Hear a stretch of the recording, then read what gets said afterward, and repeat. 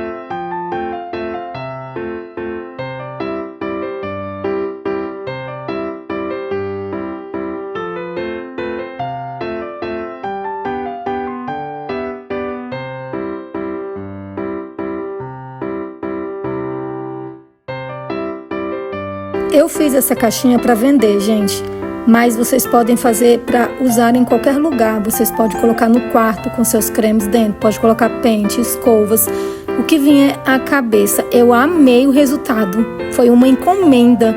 E eu gostaria de saber, você gostou dessa ideia? Faria para sua casa?